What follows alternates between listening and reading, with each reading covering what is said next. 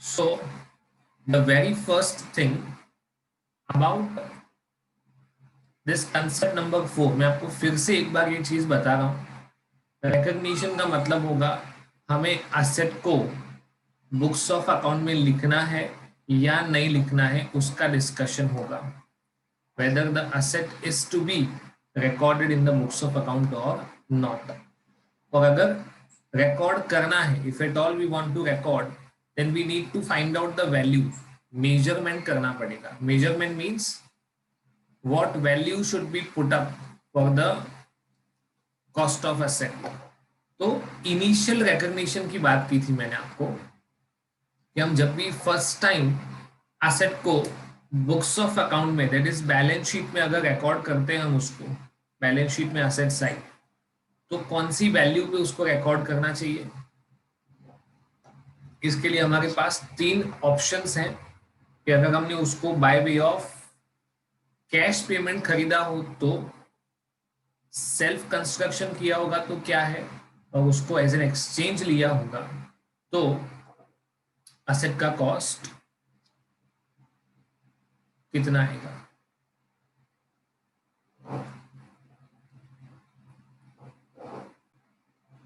चलो, we have 3 options of acquisition. या तो हमने कैश पेमेंट किया, मतलब इमीडिएट पेमेंट किया। कैश पेमेंट का यहाँ पे मतलब क्या होगा, इमीडिएट पेमेंट। और we have acquired the same on credit, means it is delayed payment. हम 1 महीने के बाद, 2 महीने के बाद इस तरह से पेमेंट करेंगे। Number 3, self construction of asset. Okay, number 3 is exchange with another asset. तो इन तीनों केसेस में एसेट का कॉस्ट कैसे गिना जाता है, how is the cost calculated.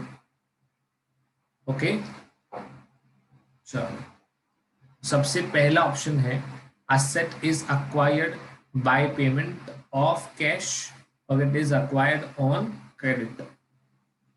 I have already explained you this thing. मैंने आपको ऑलरेडी ये सारी चीजें बता दी हैं, सिर्फ एक बार डिस्कशन करना है। ओके, सबसे पहला है purchase price, net purchase price. Purchase price की जगह उन लोगों ने वर्ड यूज किया है net purchase price, that is basic price after reduction of discount. अगर सप्लायर ने हमें कोई डिस्काउंट ऑफर किया है, say for example we are going to purchase 2 wheelers for our business. हमारा डोर स्टेप डिलीवरी का बिजनेस है, हम कस्टमर्स को प्रोडक्ट डोर स्टेप डिलीवर करते हैं, है ना। जैसे कई सारी ऑनलाइन शॉपिंग वेबसाइट्स हैं या बाकी सारे बिजनेस हैं, तो हमको 22 व्हीलर्स चाहिए ना। 1-2 खरीदेंगे तो डिस्काउंट का हम लोग डिमांड नहीं कर सकते, बट अगर मैंने 22 व्हीलर्स बोला तो obviously I can bargain for a discount. Okay, तो मैंने जो शोरूम ओनर है उसको कहा, देखो मुझे 22 व्हीलर्स चाहिए। उसने कहा कि नॉर्मली हमारा प्राइस 68,000 है और आपको 20 चाहिए तो हमारा प्राइस होगा 66,000। तो हमारा नेट परचेज प्राइस कितना होगा, 66,000, that is after deduction of discount. Number 2, non refundable taxes and duties. इसमें मैंने आपको जीएसटी और कस्टम ड्यूटी का एग्जांपल दिया था। I had given an example of GST and custom duty. अगर जीएसटी रिफंडेबल है, इसका क्रेडिट मिलेगा, then it should not form part of cost. उसको हम पार्ट ऑफ कॉस्ट में, मतलब इधर ऐड नहीं करेंगे। कस्टम ड्यूटी के केस में क्या होता है, custom duty is never refundable, तो वो हमेशा पार्ट ऑफ कॉस्ट होता है। समझो ये बाइक्स हमने इंपोर्ट की है तो इस पे कस्टम ड्यूटी लगेगा। Then delivery and handling cost, इसके लिए मैंने आपको ट्रांसपोर्टेशन, लोडिंग अनलोडिंग सिखाया था। साइट प्रिपरेशन कॉस्ट, मैंने आपको बताया था कि हमको मशीन को सरफेस पे नहीं, थोड़ा पिट गड्ढा बना के उसमें इंस्टॉल करना है, तो उसके लिए साइट प्रिपेयर करना पड़ेगा। मशीनरी का इंस्टॉलेशन कॉस्ट होगा, उसका trial run. Okay, then professional fees of architects and engineers, ये सारी चीजें है ना, इन सबको हम बोलते हैं okay cost incurred. What do we say? Cost incurred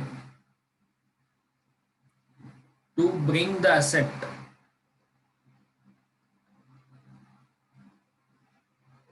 मैंने एक सेंटेंस लिखा था, cost incurred to bring the asset to its present location and condition.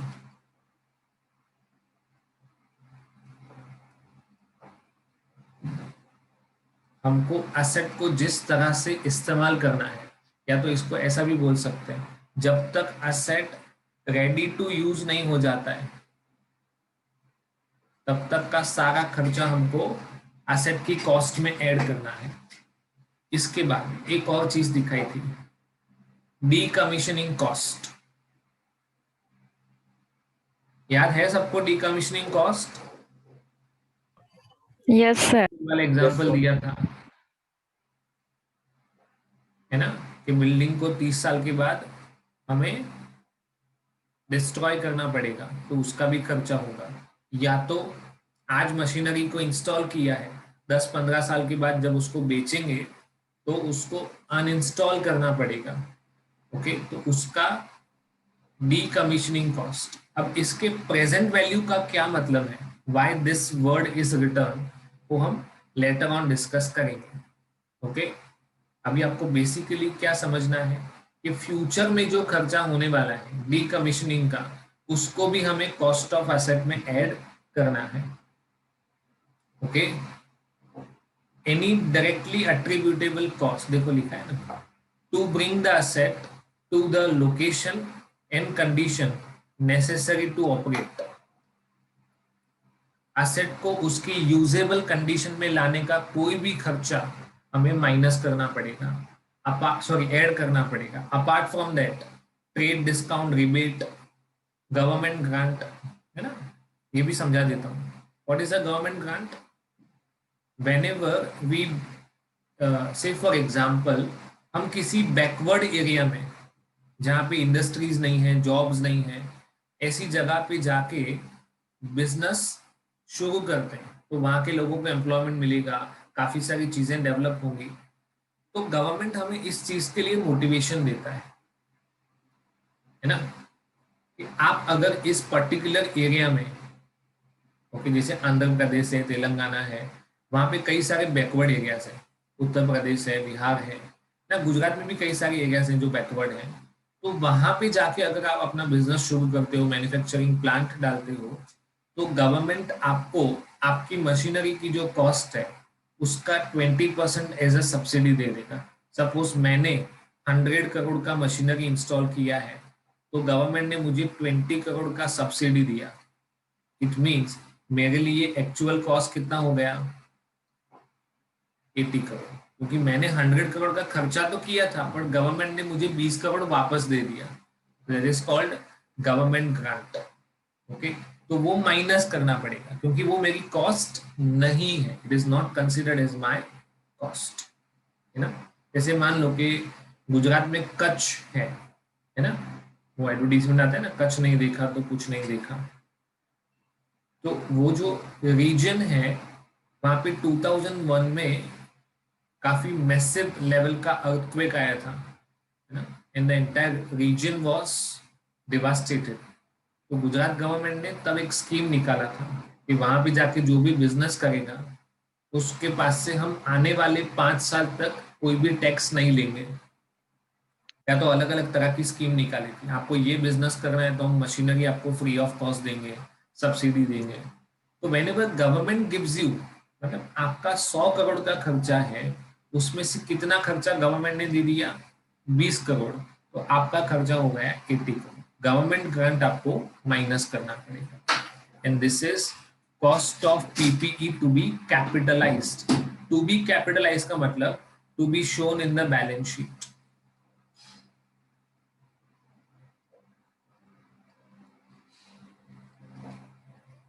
Okay, तो इतना सारा खर्चा हमको एसेट की कॉस्ट में ऐड करना होता है. सबसे पहले है net purchase price, non refundable taxes, delivery and handling cost, site preparation expense, installation cost, trial run, professional fees, D commissioning cost, और इसमें से माइनस करेंगे trade discount and government grant. ऐसा कोई भी खर्चा जो असेट को उसकी प्रेजेंट लोकेशन या प्रेजेंट कंडीशन में लाने के लिए होता है, वो सबको हमें असेट की कॉस्ट में ऐड करना पड़ेगा। दिस इज पार्ट 1, है ना, कि जब हम असेट को कैश में खरीदेंगे तब। ओके, अब सपोज ये इतना बड़ा मशीनरी है, ओके, और मैंने इसको लेने के लिए लोन लिया, I have taken a loan. Okay, मैं एक और पॉइंट समझा रहा हूँ, बोरिंग कॉस्ट। ओके, तो I have taken a loan from a bank, 100 crore का मशीनरी है, उसको इंस्टॉल होने में 2 साल लगेंगे, और इसके ऊपर मैंने 10% के हिसाब से हर साल 10 करोड़ इंटरेस्ट पे करना है। तो 10 करोड़ 10 करोड़ ऐसा 2 बार 2 साल तक इंटरेस्ट पे करना है। What will be my total cost of machinery? Machinery खरीदने का खर्चा 100 करोड़ और उसके ऊपर इंटरेस्ट पे किया 20 करोड़, तो टोटल कॉस्ट हो जाएगा 120 करोड़। मतलब मुझे इंटरेस्ट के कॉस्ट को भी एसेट की कॉस्ट में ऐड करना है, जिसको हम नॉर्मली कहते हैं बोरोइंग कॉस्ट। बट ये कब तक? ये लोन मैंने 10 साल के लिए लिया है, तो 10 साल का इंटरेस्ट मुझे ऐड नहीं करना है। एसेट को इंस्टॉल करने में 2 साल लगे, एसेट को कंस्ट्रक्ट करने में 2 साल लगे, तो वो जो 2 साल का खर्चा है उसको मुझे एसेट की कॉस्ट में ऐड करना है। बाकी का जो 8 साल का खर्चा होगा वो कहाँ लिखेंगे? Profit and loss account. मैंने बिल्डिंग कंस्ट्रक्शन से रिलेटेड ये एग्जांपल समझाया था। ओके, तो बोरोइंग कॉस्ट को भी हम यहाँ पे लिख सकते हैं। अगर मैंने उस एसेट को खरीदने के लिए कोई लोन लिया है, और दूसरा कंडीशन क्या है, सिर्फ लोन लिया इंटरेस्ट पे किया उतने से काम नहीं चलेगा। एसेट को रेडी टू यूज बनाने के लिए ग्रेटर देन 1 ईयर का टाइम लगेगा, तो ही ये बोरिंग कॉस्ट ऐड होगा। सपोज मैंने ये 20 टू व्हीलर लिए थे, तो दे कम इन अ रेडी टू यूज कंडीशन। उसको रेडी टू यूज बनाने के लिए 1 साल का टाइम नहीं लगता है, और इस 20 टू व्हीलर के लिए मैंने अगर लोन लिया है तो उसका इंटरेस्ट मुझे टू व्हीलर की कॉस्ट में ऐड नहीं करना है, वो सीधा P&L में जाएगा। जो asset ready to use condition में आता है उसके लिए मैंने कोई लोन लिया है, तो उसको मुझे बोरिंग कॉस्ट कंसिडर नहीं करना है। जिसको रेडी टू यूज करना पड़ता है और टाइम लगता है मोर देन 1 ईयर, तो ही उसका बोरिंग कॉस्ट हम लोग कंसिडर करेंगे। ओके, इसके रिलेटेड एक क्वेश्चन देखते हैं, question number 2। Okay, cost of D commissioning क्या है वो एक बार डिस्कस कर लेते हैं, तो आपको फिर से इसका आइडिया आ जाए, है ना। देखो यहाँ पे क्या लिखा हुआ है, ये देखो क्रेन है, इससे बिल्डिंग डिस्ट्रॉय हो रहा है, दिख रहा है, the building is getting destroyed.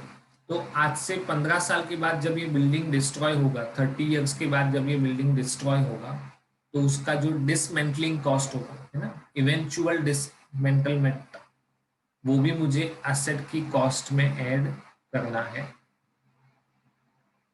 Okay, चलो देखते हैं। अब ये वाला क्वेश्चन आपको लिखना है, ठीक है, मैं आपको पहले समझा देता हूँ फिर आपको लिखना है। Question number 2, okay, PQR limited constructed a fixed asset and incurred, देखो कंस्ट्रक्टेड लिखा है, परचेस्ड ऐसा नहीं लिखा है, क्या लिखा है, constructed, and incurred the following expenses on its construction, एक एसेट बनाया है और उस एसेट को बनाने के लिए ये सारा खर्चा हो रहा है। ओके, ये एक क्वेश्चन सीए के एग्जामिनेशन में 2012, 2013 और 2015 में पूछा गया है ना।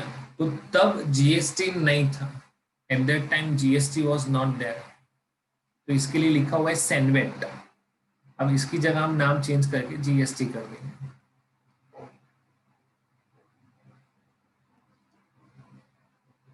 ओके, चलो, एसेट के कंस्ट्रक्शन के लिए मटेरियल यूज हुआ 16 लाख रुपए का।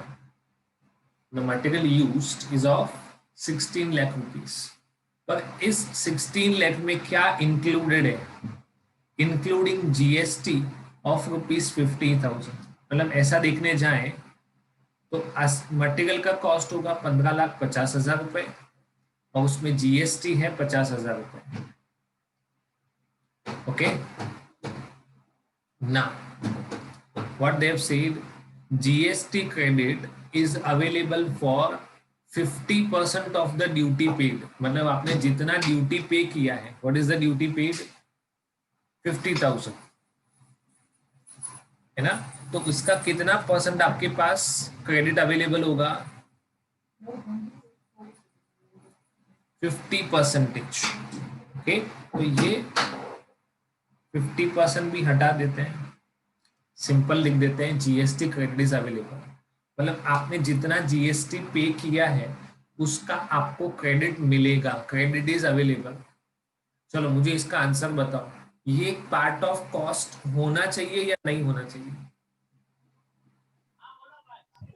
सर नहीं होगा। नहीं होगा, क्योंकि मुझे उसका आगे जाके बेनिफिट मिलने वाला है। So for me the material cost is 15,50,000। Okay,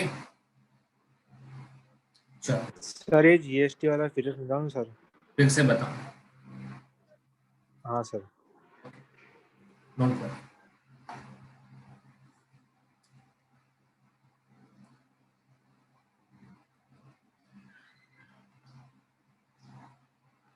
हमने टोटल मटेरियल यूज किया है 16 लाख रुपए का। ओके, इसमें 50,000 रुपए जीएसटी का है। हमने एक्साइज ड्यूटी की जगह कौन सा वर्ड लिख दिया, जीएसटी ना। द रीजन इज 2017 के बाद जीएसटी ही लगेगा। तो जीएसटी 50,000 रुपए है, मतलब मटेरियल का खर्चा 15,50,000 रुपए और जीएसटी 50,000 रुपए। इसका क्रेडिट अवेलेबल है, क्रेडिट अवेलेबल है मतलब क्या, इस मशीन पे या इस एसेट से बनाया हुआ जो गुड्स होगा उसको जब हम बेचेंगे और तब जीएसटी पे करने का आएगा तो हम कितना माइनस कर सकते हैं उसमें से, हम लोग करते थे ना आउटपुट माइनस इनपुट।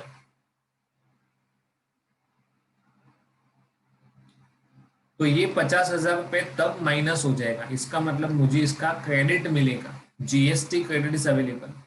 हम 50% हटा देते हैं, पूरा जीएसटी क्रेडिट मिलेगा। It means if the credit is available, हमने एक चीज पढ़ा था ना, इधर देखो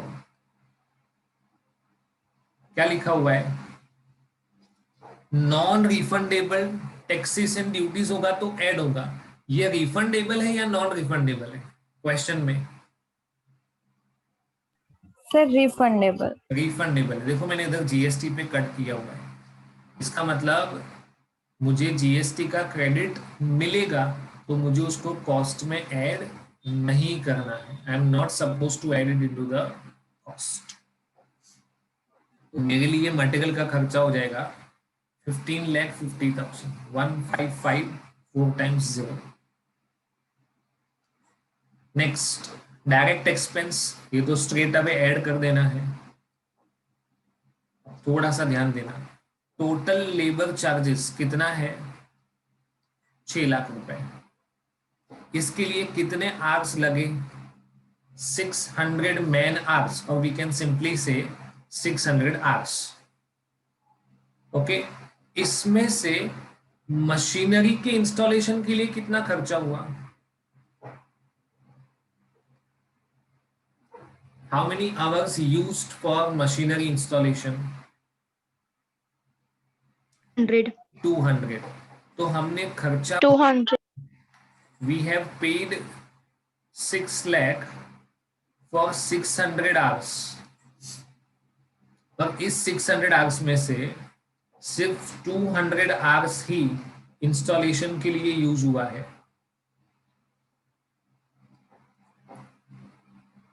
बाकी का दूसरे किसी काम में यूज हुआ होगा, पर मशीनरी के लिए या एसेट के लिए यूज नहीं हुआ है। तो हम लेबर चार्जेस ऐड तो करेंगे, बट सिर्फ कितना ऐड करेंगे? Instead of 6 lakh we will add 2 lakh. किसी को कोई भी लेवल पे समझ में नहीं आए तो पूछना। हम एसेट का कंस्ट्रक्शन कर रहे हैं, उसके लिए मटेरियल, लेबर, बहुत सारे एक्सपेंसेस हो रहा है, तो हम उसको ऐड करके एसेट का टोटल कॉस्ट फाइंड आउट कर रहे हैं। We are trying to find out the total cost of asset. चलो, spare parts consumed in the installation. Installation में स्पेयर पार्ट कंज्यूम हो गए 60,000, डेफिनेटली ऐड हो जाएगा। चलो, सुपरवाइजर को सैलरी दिया 24,000, पर सुपरवाइजर ने अपना जो टोटल टाइम है उसमें से सिर्फ 25% टाइम इंस्टॉलेशन में दिया है। सुपरवाइजर ने अपना जो टोटल टाइम है उसमें से सिर्फ 25% टाइम इस एसेट के इंस्टॉलेशन के लिए दिया है। तो खर्चा भी हम लोग कितना लिखेंगे? 25%, दैट इज 6,000 रुपीज। एसेट की कॉस्ट में सिर्फ 6,000 रुपए आएगा। उसके बाद test run and experimental production expenses. Experimental production को हम नॉर्मली बोलते हैं ट्रायल रन। ये ऐड होगा कि नहीं होगा? विल दिस बी एडेड और नॉट? सर होगा add. Okay. Consultancy charges to architect, इसको बोलते हैं प्रोफेशनल फीस, ये भी ऐड होगा। Office and administrative expenses, total खर्चा तो 9 लाख रुपए है, पर सिर्फ कितना परसेंट चार्जेबल टू कंस्ट्रक्शन है? Only 4% is chargeable to construction. मतलब 9 लाख का 4%, ओनली 36,000। ओके, ये वाला पॉइंट इंपॉर्टेंट है। Depreciation on other asset used for construction of this asset. मतलब सपोज हम लोग बिल्डिंग बना रहे थे, उस बिल्डिंग को कंस्ट्रक्शन करने में हमने बहुत सारी एसेट को यूज किया है। ऑब्वियस है ना? किसी भी एक बिल्डिंग को कंस्ट्रक्ट करने में हमको बहुत सारी, जैसे वो मिक्सिंग मशीन्स होता है या बाकी सारी एसेट्स होती हैं, उसका यूज हुआ। तो इस एसेट पे जो डेप्रिसिएशन लगेगा ना, वो बिल्डिंग की कॉस्ट में ऐड हो जाएगा। थोड़ा सा टिपिकल है, उसको डिटेल में समझाऊंगा। As of now you understand that this will be added to the cost of asset. Okay, अब देखो, the machine was ready for use. कब रेडी फॉर यूज हो गया? 15th of January, but was used from 1st Feb। कब उसको actually use किया उससे मतलब नहीं है। मैंने बार बार आपको कौन सा वर्ड पढ़ाया है? Ready to use. We have discussed on this part. तो 15 जनवरी के बाद तक कोई भी खर्चा होगा ना, वो एसेट की कॉस्ट में ऐड नहीं होगा। एक बार asset ready to use condition में आ जाए, उसके बाद एसेट का कोई भी खर्चा एसेट की कॉस्ट में ऐड नहीं होगा, वो P&L में जाए। तो उन्होंने क्या लिखा है? 15 जनवरी को एसेट का इंस्टॉलेशन तो हो गया, रेडी टू यूज हो गया, पर हमने उसको यूज करना स्टार्ट किया 15 दिन बाद। और इस डिले की वजह से, due to this delay, further expense of 19,000 were incurred. बोलो ये कॉस्ट में आएगा कि नहीं आएगा? नहीं आएगा। सर नहीं आएगा। नहीं आएगा, क्योंकि एक बार एसेट रेडी टू यूज हो गया, उसके बाद का कोई भी खर्चा हमको एसेट की कॉस्ट में ऐड नहीं करना है। ओके, चलो टेबल बनाओ। उसमें दो कॉलम बनाएंगे हम लोग, एक पर्टिकुलर्स का, दूसरा अमाउंट का। Make a table, okay, in which we will be making two columns, one for particulars, one for amount.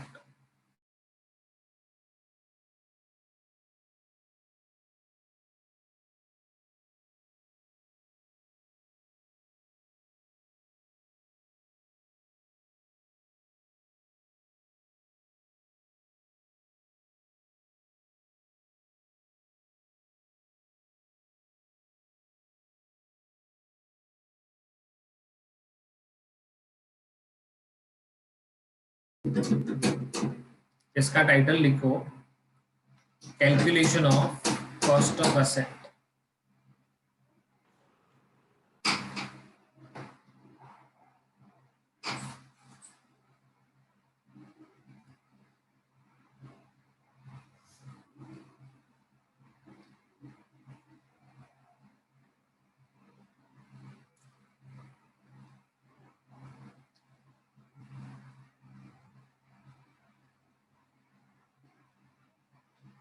हो गया सबका? Yes sir. Okay, sir wait. Yes sir, हो गया।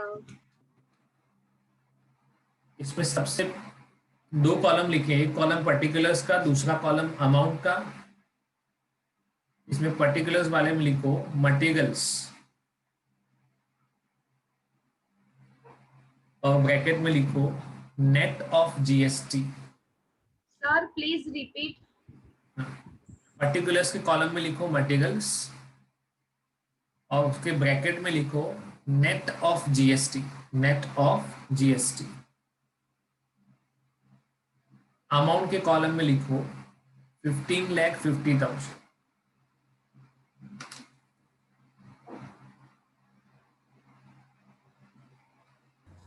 सर एक बात पूछनी थी। बोलो बोलो। जो आपने ये पढ़ा है वो तो समझ में आ गया कि ये 16 लाख का था और उसमें से अपने जीएसटी हम नहीं काउंट करने वाले। हाँ, लेकिन ये 50% जो ड्यूटी पेड लिखा है, क्या वो आउटपुट जीएसटी है? इसमें क्या है देखो, मैं आपको कंसेप्ट समझा देता हूँ। I just stop the recording. Direct expenses, particulars में लिखो direct expenses 3 lakh.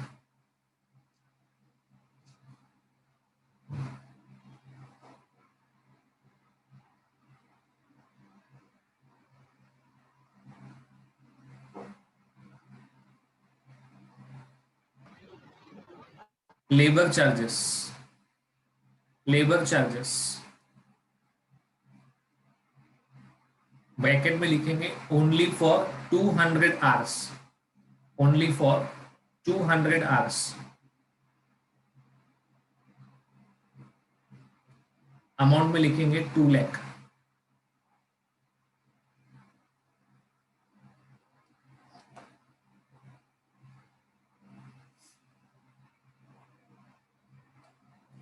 Spare parts and tools consumed, particulars में spare parts and tools consumed 60,000। थोड़ा सा क्विकली लिखेंगे, spare parts and tools consumed.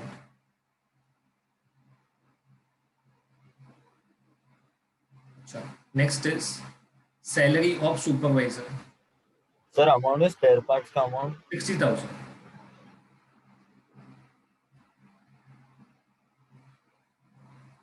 Sir हाँ बोलो। ये जो लेबर चार्जेस वाला था वो एक बार आप वापस समझाओगे? 2 लाख कैसे आया? समझा रहा हूँ। See what we have done is, हमारी फैक्ट्री में टोटल 600 आवर्स का काम हुआ है, ओके। बट इसमें जो वर्कर्स ने इस एसेट को इंस्टॉल करने में लगाया है ना, वो सिर्फ 200 है। तो हमको सिर्फ असेट से रिलेटेड खर्चा लेना है, टोटल लेबर चार्जेस नहीं, only those labour charges which are related to asset. Okay, so total 600 hours के लिए हमने 6 लाख पे किया है, तो 200 तो आवर्स 200 आवर्स के लिए कितना? हाँ समझ आया। Okay, then salary of supervisor, salary of supervisor particulars में ब्रैकेट में लिखेंगे 24,000 इंटू 25%, 24,000 इंटू 25%, अमाउंट कॉलम में लिखो 6,000।